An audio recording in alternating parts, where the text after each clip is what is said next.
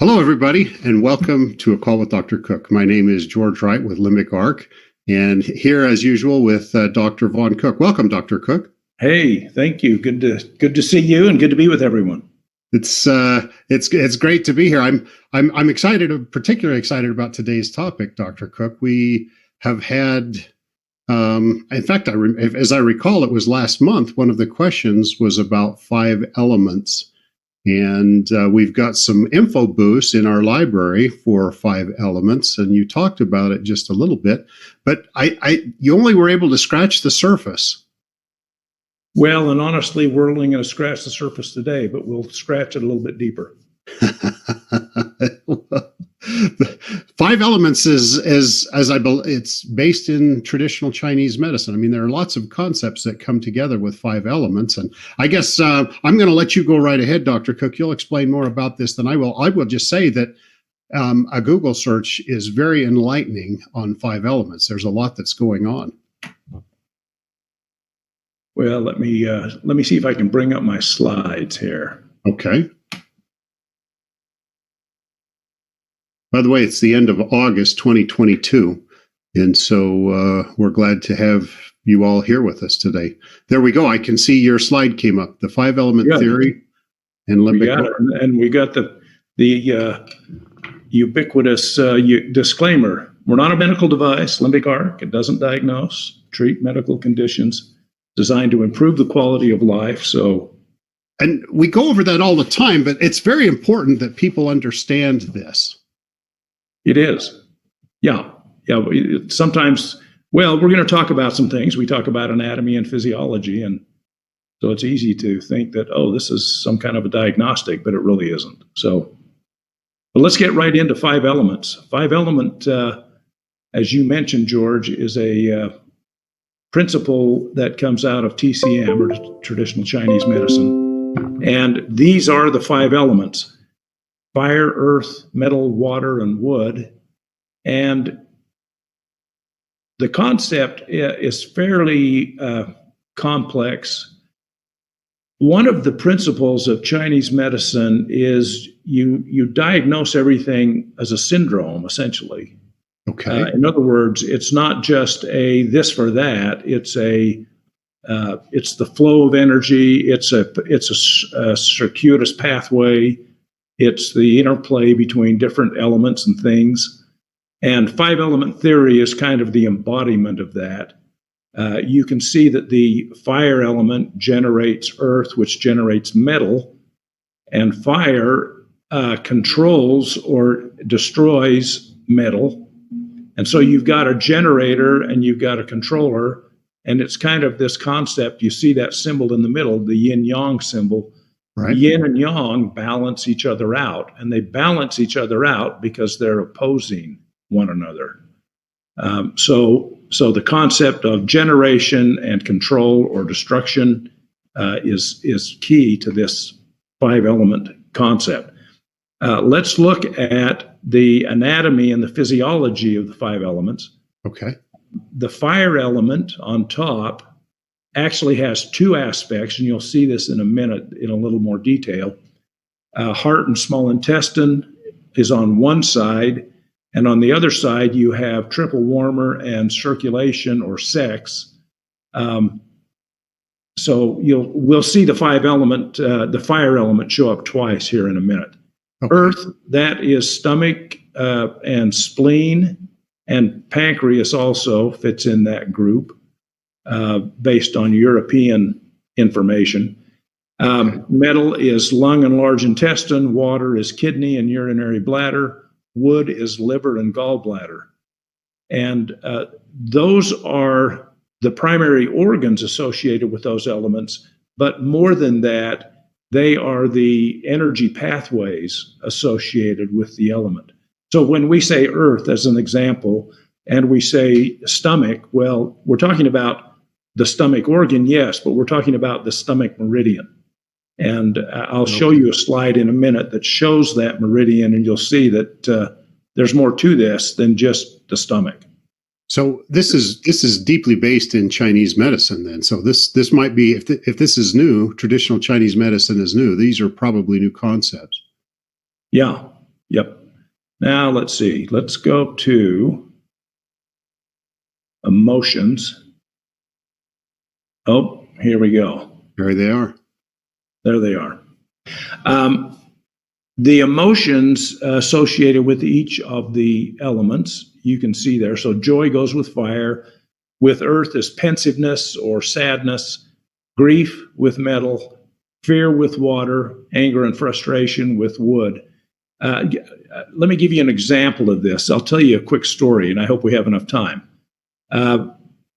Several years ago, I was teaching a seminar in Seattle, Washington, and one of the attendees was a RN, a woman, and probably in her mid-40s, would be my guess, who had this chronic dry cough. It was just kind of it was totally unproductive.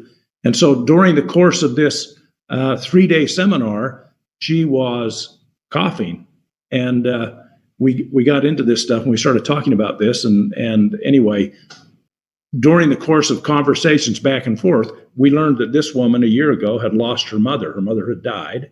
Oh. And she was grief stricken, and she just couldn't resolve the grief.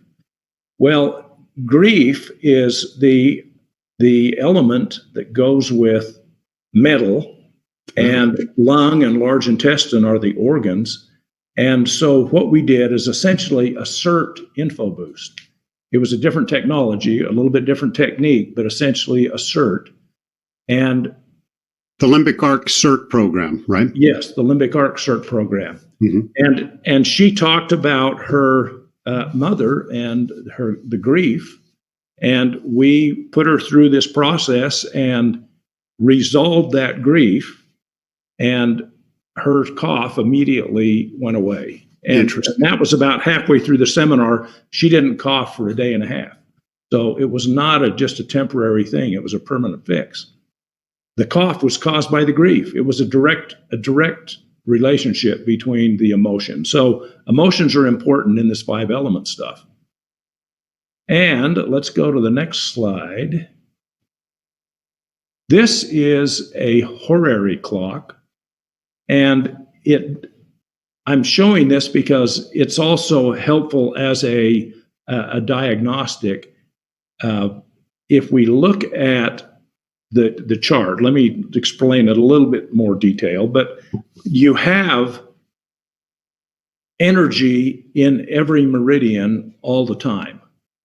But every 24 hours, there is a tidal wave of energy that moves through each of these meridians one at a time.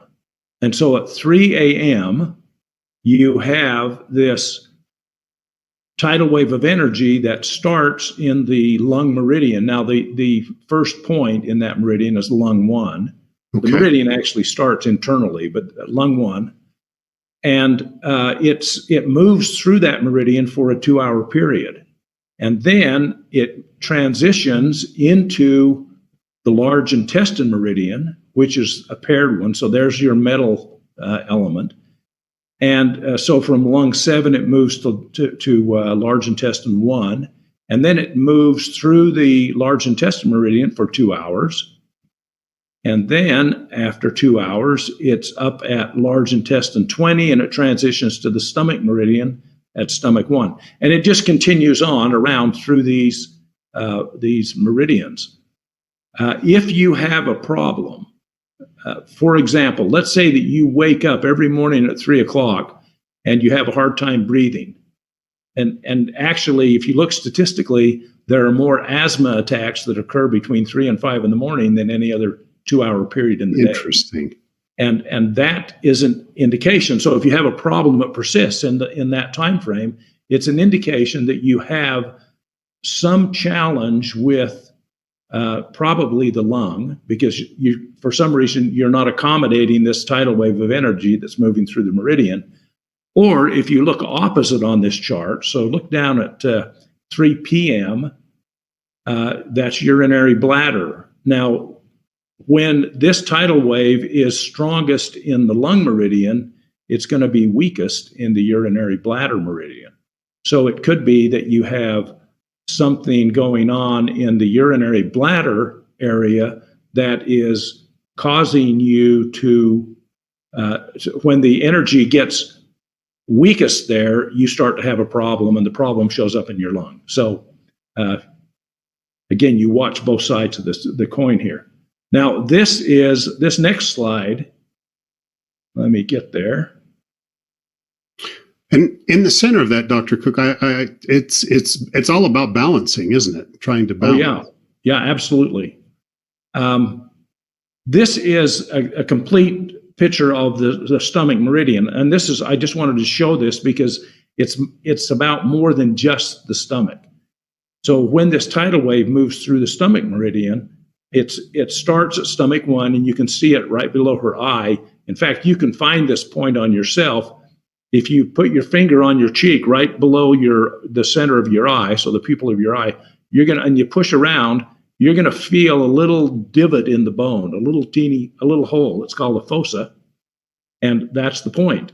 So if you needle stomach 1, you stick the needle right into that divot. That is the point. So that's where it starts.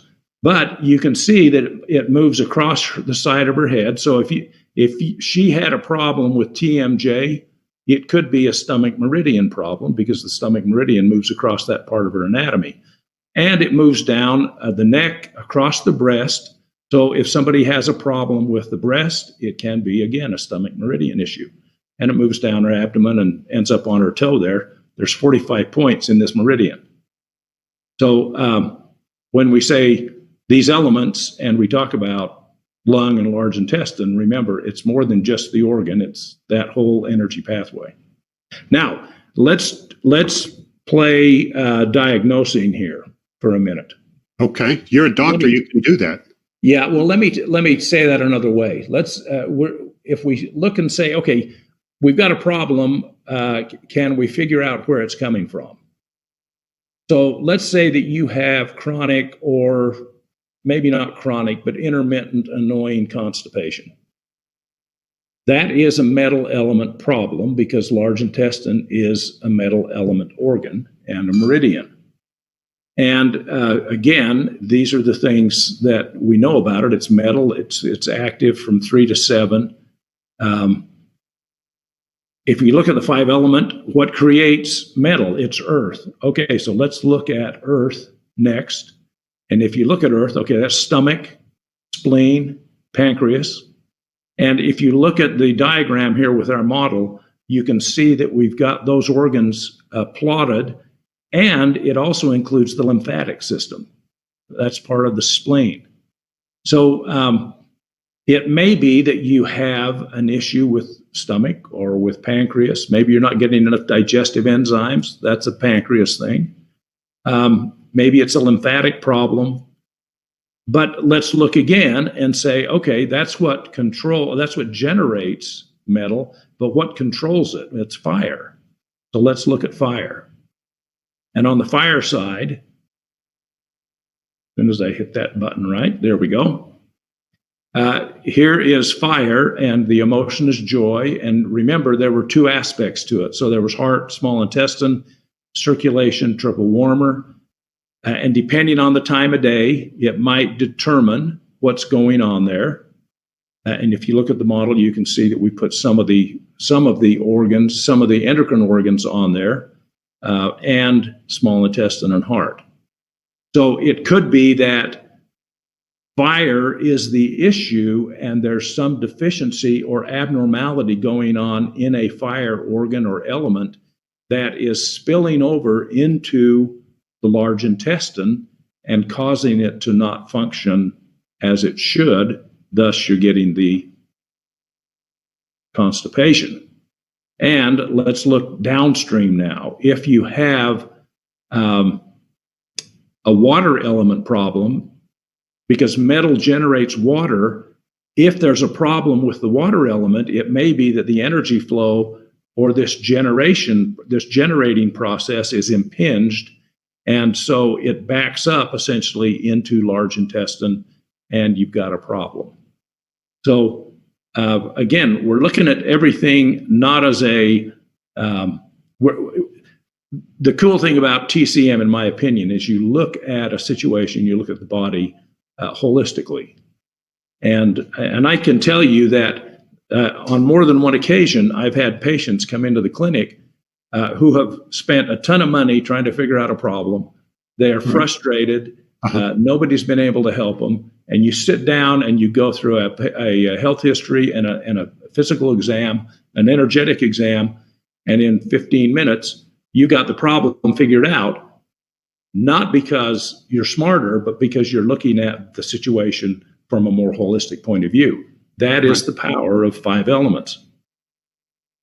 It's fascinating to me because you look at what controls, but also what creates using 5 elements, which is an interesting way to think about things. Yeah, and especially with relation to organs and the body and all of the different elements there. That's it's fascinating. Well, and the challenging thing about 5 element, George, is that it's hard to keep track of it all. And look at this slide. You can see that. I mean, here is a constipation problem, and here are all the things that we have considered. And it could be any one of these, or it could be a combination of these. But let's just assume that when we start analyzing this, our woman, who's our model, says, hey, every time I eat French fries, I get constipation and I get cramping. Well, the easy solution is just say, well, don't eat French fries. But let's look at it from that's not a very good solution. That's like telling somebody to not drink Diet Coke. It's like you're a stop before you start. I mean, it's probably the right thing to do, but it's interesting to dig into it a little bit deeper and find out why. Well, and there may be a solution, that you don't have to stop eating French fries. But again, look at the French fries, and this is kind of a review, but large intestine, okay, we know that that's going to be a metal element. Right. And we know that it is controlled by fire. And we know that one of the organs associated with the fire element is thyroid. You can see that we've just put that on her throat there. Mm-hmm. And when we look at this on the surface, we might say, oh, well, maybe you're allergic to potatoes, and that's why French fries cause a problem. It's just irritating your bowel. Or maybe it's the oil that they fry the French fries in, or maybe it's something else. But it's affecting the bowel, when in fact, what's really happening is the French fries are impacting your thyroid, which then creates an over-control or a miscontrol on the large intestine, changes the bowel motility and the bowel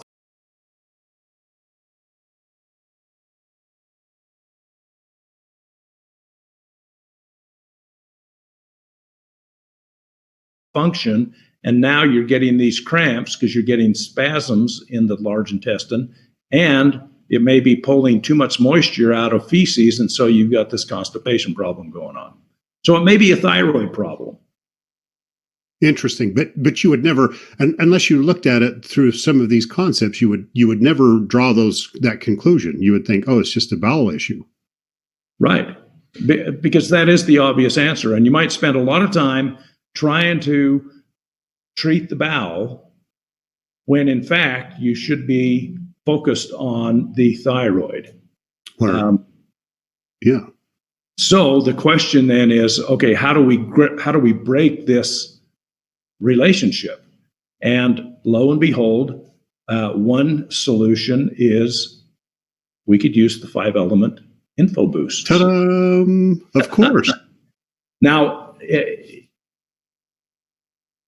remember, the Infoboost, the reason we call it an Infoboost is because what we're dealing with is information. And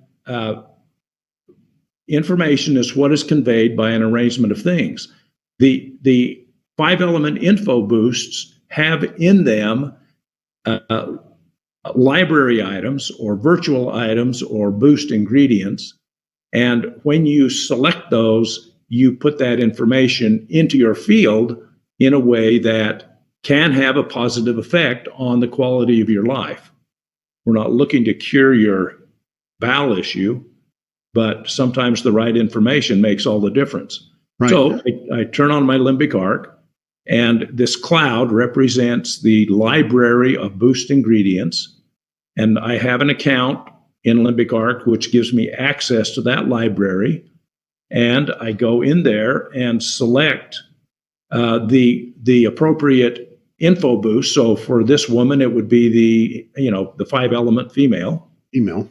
And you run a spark scan. It scores all of those items. And with the 5-element Infoboost, you take everything that scores above 70%. Now, generally, I don't take things down to 70%. I usually go down to about 90%. But with the 5-element Infoboosts, you take everything that scores 70% or above, and you're going to see why here in just a minute. 70% meaning that you've done a spark scan, right? Because That's right. You can choose to do just a regular or with a spark scan. This is spark scan. Yeah, and I would do a spark scan even with all the Infoboosts, just so you get a priority. Right. Then you turn on the 5-element Infoboost, and when you activate it, the anticipation is you're going to have a happy camper on your hands, and you're not going to have cramps, and maybe you can even eat French fries. Wow.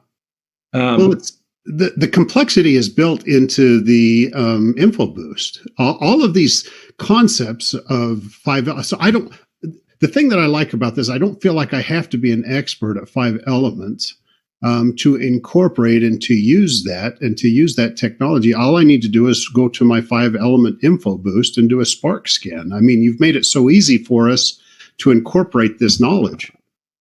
Well, and that is the value. I mean, that's the magic, I think, of these two Infoboosts. When you consider, again, let's look at our model, all of the things that are taken into account from that scan, the spark scan of the ingredients in the Infoboost, it deals with all of those elements because, maybe French fries are really not the problem. That's just one of the manifestations. Maybe it's not thyroid. Maybe it's your hypothalamus. Maybe it's your gut, really. I mean, you don't know. And as you said, George, you don't have to know because the goal here is the yin-yang symbol there in the middle. The goal is to balance all of the elements. And if you can help the body balance those elements, it does all the work. It figures it out. Wow. And I think I'm down to my last slide here. That really is the magic of these Infoboosts. And I wanted to give a special thanks to Angelica and Magdolna. They are the ones who really did the research behind these two Infoboosts. These women are gifted practitioners in Europe who use Limbic Arc, and we do appreciate their brilliance and their willingness to share it with all of us. Wow. So that is my last slide, George, and I'm going to stop sharing here. What a great thing. And what I'm finding with Limbic Arc is you can utilize it for lots of different things. You can use it for 5 elements. The power there, you can, no matter how you want to approach wellness, Limbic Arc gives you the ability to do that.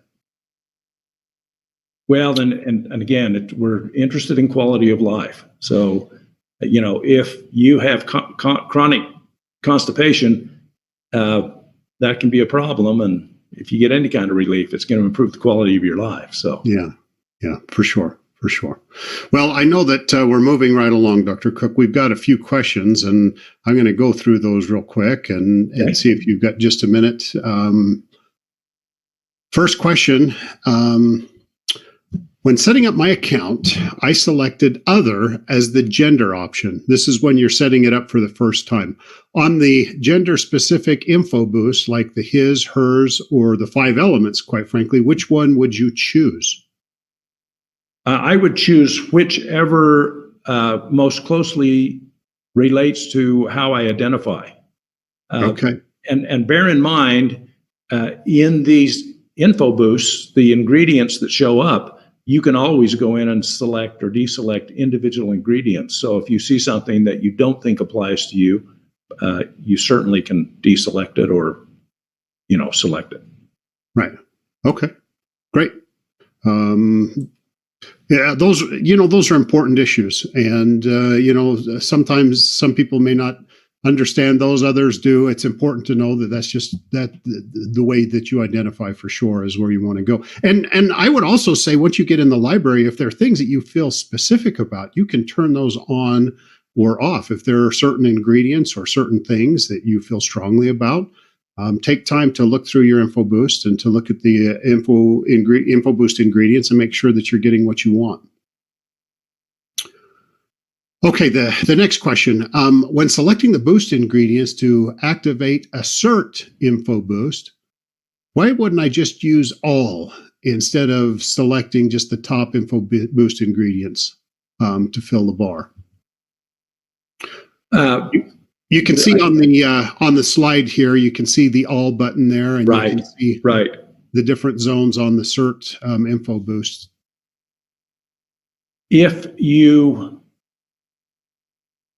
I guess you could ask this question too, George.